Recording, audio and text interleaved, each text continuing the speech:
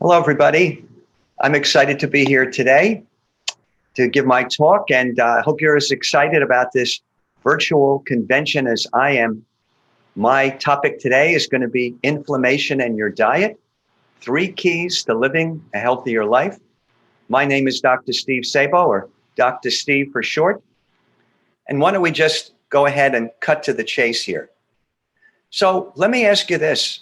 Who is this for? Well, this talk is really for anyone who is conscious about their health. If you're searching for simple ways to improve your health without medications and at the same time decrease your chance of getting certain diseases, let me tell you, this is for you. Another question. Have you ever noticed how confusing and complicated plans for improving your health can be? And how many of them actually include prescription medications? Over the next 25 minutes or so, we're going to talk about the importance of inflammation. We're going to talk about the diseases associated with inflammation.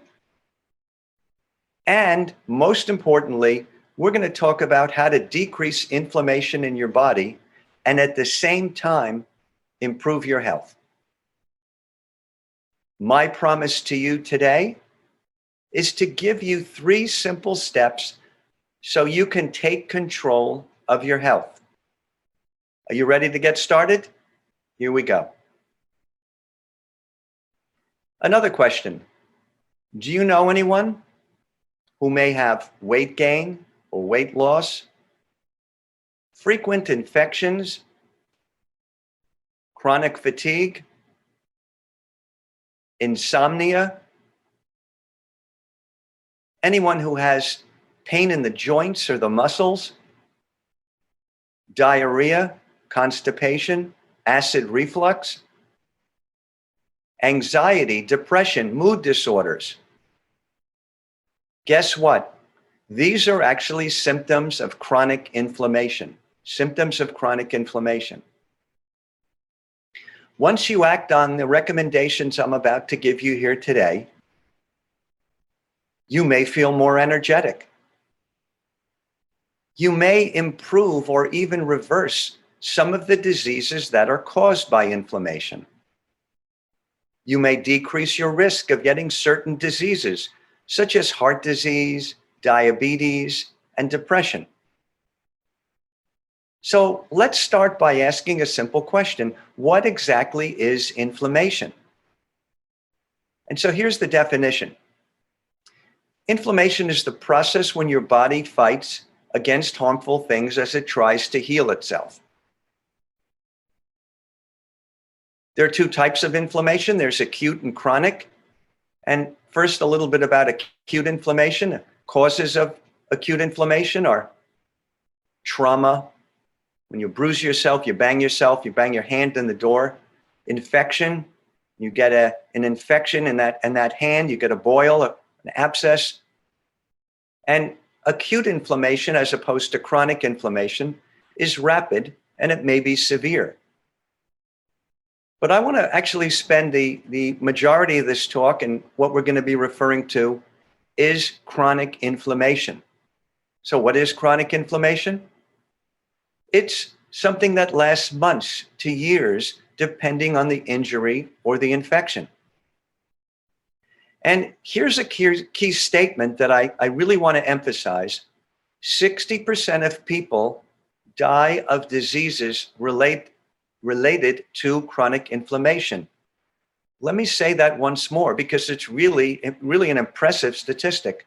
60% of people die of diseases related to chronic inflammation.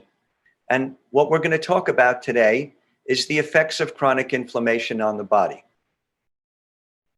So first, let's start. I'm going to talk about risk factors for chronic inflammation. Okay, what puts you at risk for this? Age. Probably many aspects of age that are factors here. The fact that as you get older, your body just generally gets more inflamed from foods and from outside sources. And so age is a key risk factor. Obesity. If you gain weight and you gain significant weight, you're at risk for inflammation as well. Diet is going to be the crux of the talk here as we talk about diet and inflammation here today. So I won't speak about that right now. Smoking, a lot of bad effects of smoking out there, and smoking actually causes inflammation in the body. Low sex hormones, another risk factor for chronic inflammation. If you have normal sex hormones, you don't have that risk factor. Stress, a lot of studies show that stress can actually lead to inflammation. Sleep disorders, I'm going to talk briefly about that a little later. Problems with sleep, problems with inflammation. So let's shift gears a little. Let's talk about the diseases that are actually associated with chronic inflammation. And the first one, listen, diabetes affects all organs in the body. It's a very, unfortunately, it's a very prevalent disease out there.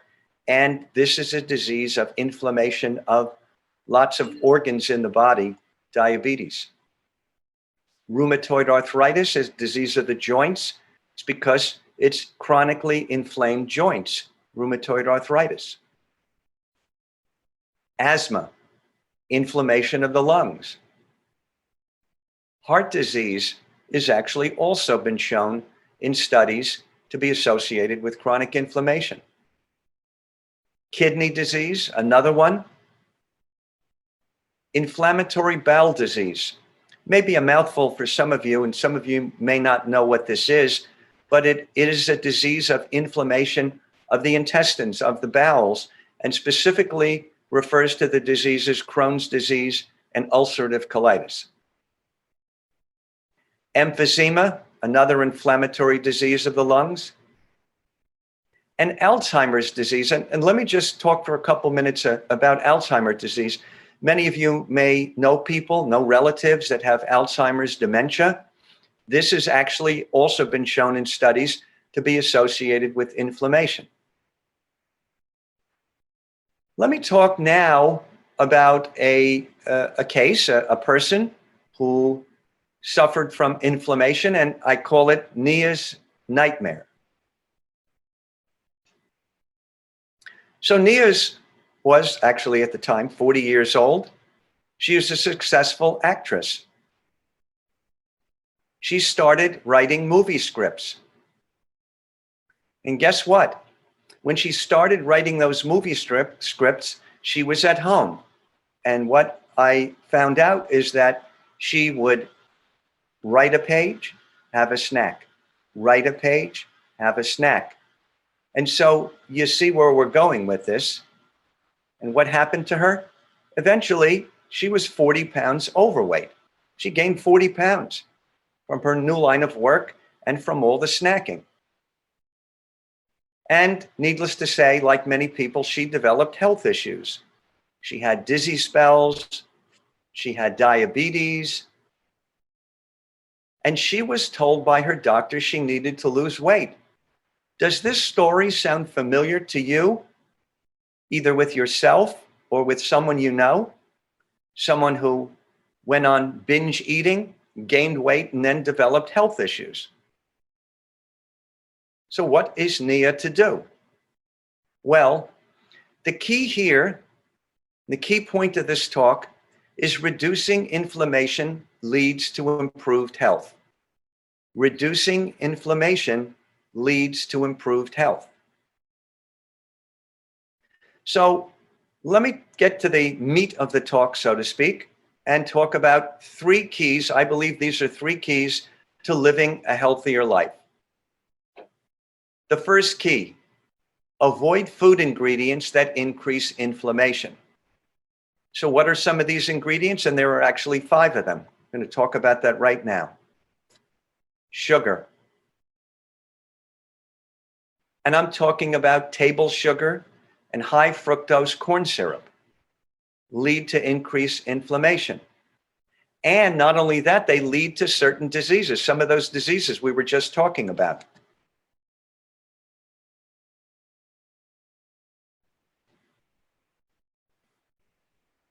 One study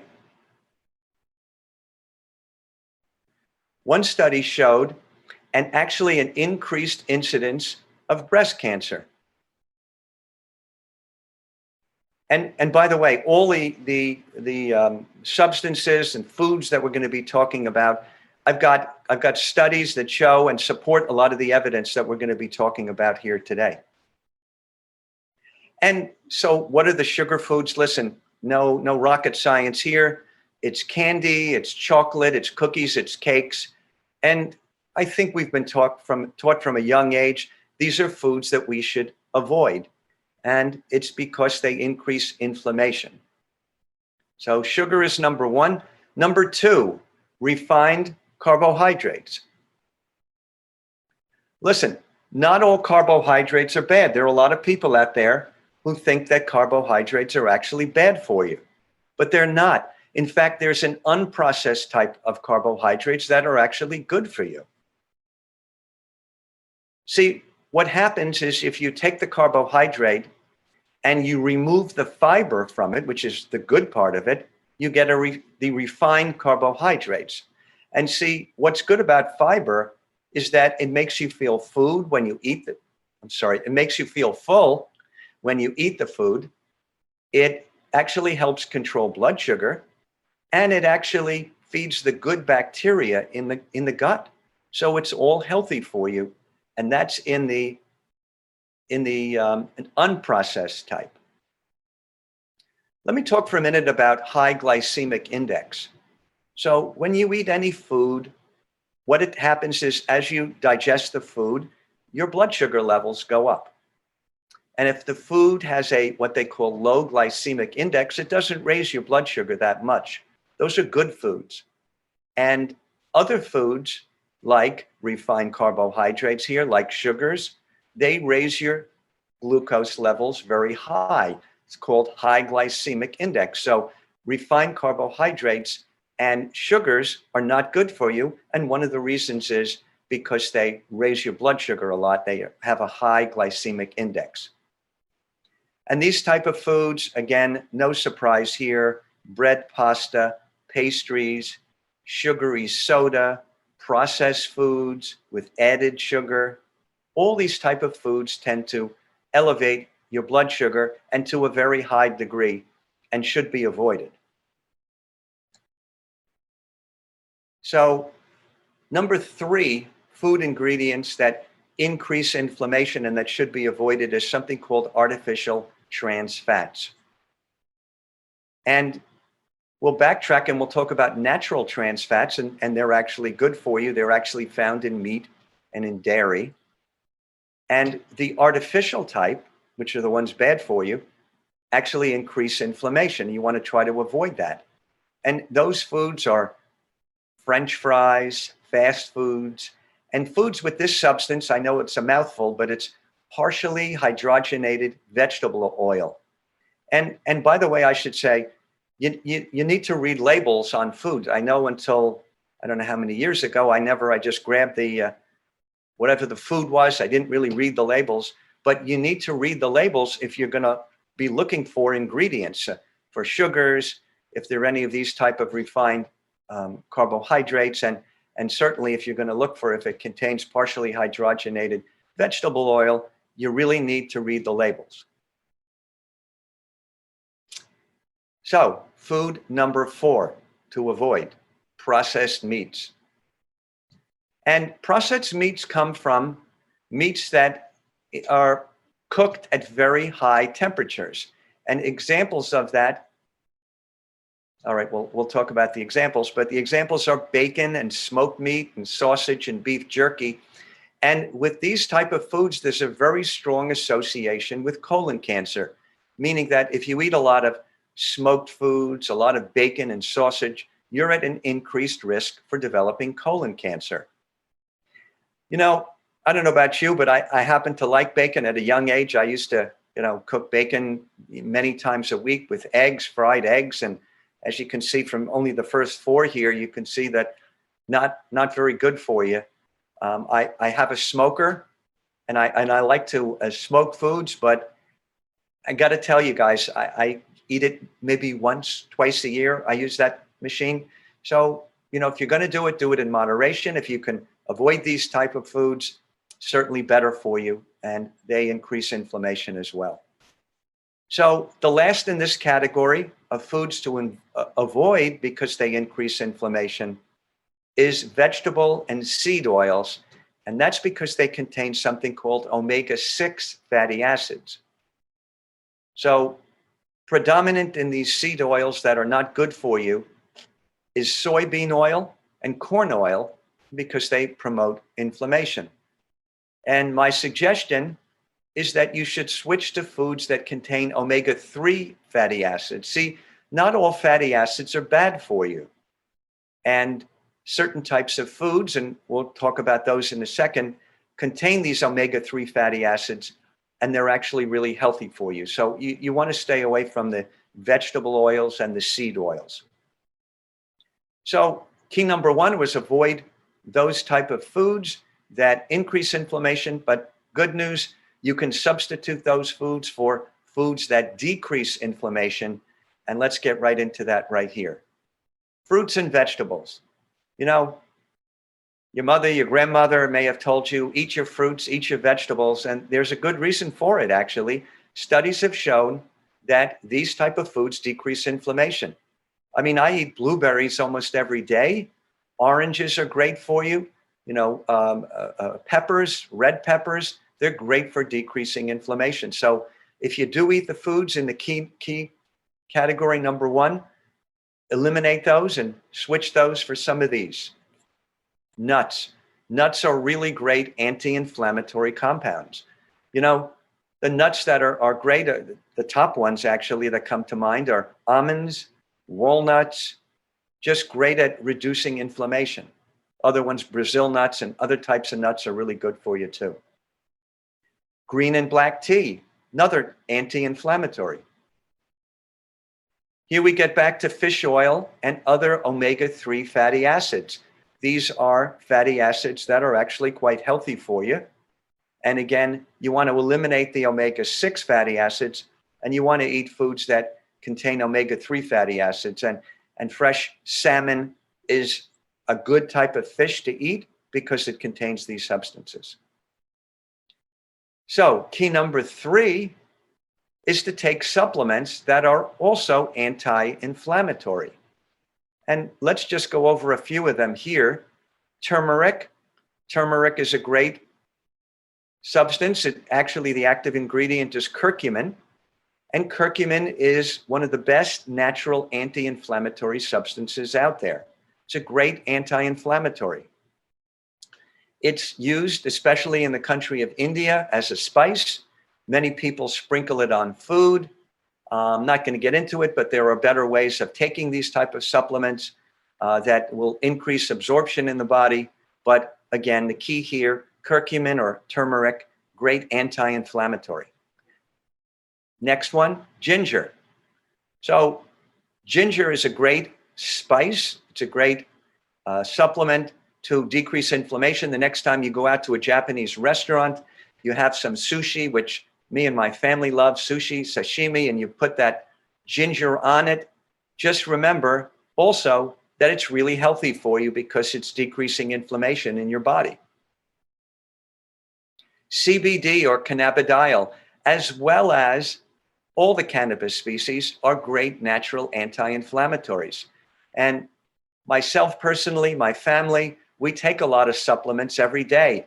And 2 of the key ones, 2 of my favorites, are curcumin and CBD, decrease inflammation. A lot of other great benefits of CBD, by the way, but we'll just hone in on inflammation here today.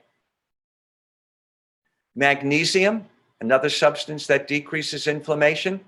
Going to mention a couple other vitamins here. Vitamins D, great for the bones, decreases inflammation. Vitamin E, great for the eyes, found in carrots, decreases inflammation. Zinc, zinc's all the rage these days because of its great immune boosting effect.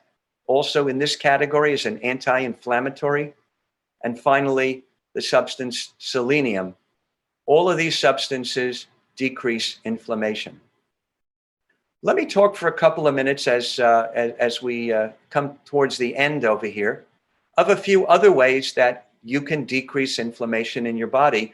And look, exercise, number one, it's got so many great benefits.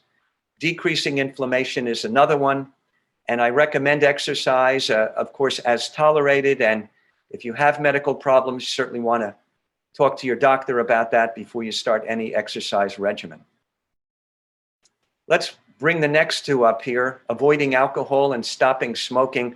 A lot of bad things can happen to you with alcohol and with smoking, and decreasing inflammation, you probably didn't know, is also one of the bad effects from alcohol and smoking. My suggestion is to avoid or stop consuming alcohol or smoking. Sleep. So this is interesting because I actually had been told this for a while, that I need to get more sleep. I, for years, was only getting 6 hours of sleep. And there's a lot of great benefits and studies that show that if you sleep 7 hours or more, it's healthier for you. And really one of the great things that it does is it decreases inflammation in your body.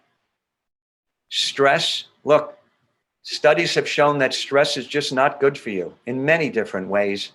And certainly with inflammation, if you have high stress levels, you have high inflammation. So find some ways to relax, get those stress levels down. Now, Nia, you may actually recognize her over here right now. This is Nia Vardalos, I believe you pronounce her name. She's the actress from My Big Fat Greek Wedding. This is the woman that I was referring to.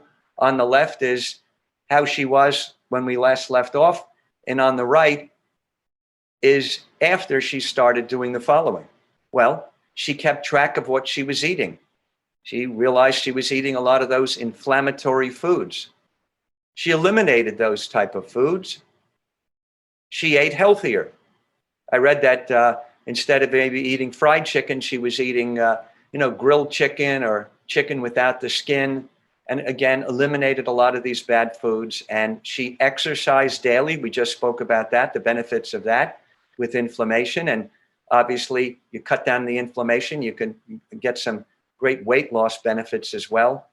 And she lost those 40 pounds that she had gained from all the eating and the snacking and eating those bad foods. So again, I think we've demonstrated here that reducing inflammation leads to improved health. Reducing inflammation leads to improved health. And untreated inflammation carries a poor prognosis. So again, as we wrap it up, the 3 keys to living a healthier life, I believe, are avoiding foods that increase inflammation, eating foods that decrease inflammation, and taking anti-inflammatory supplements. Now, you guys have a choice.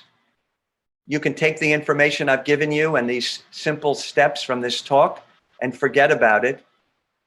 Or what I suggest is you can use the 3 keys I mentioned combined with our supplements to improve your health and the health of others, including prospects, customers, and other brand partners. So let's all decrease inflammation. I want to thank everybody. And if anyone has any questions, feel free to connect with me on Instagram or Facebook at Dr. Steve Sabo. Enjoy the conference.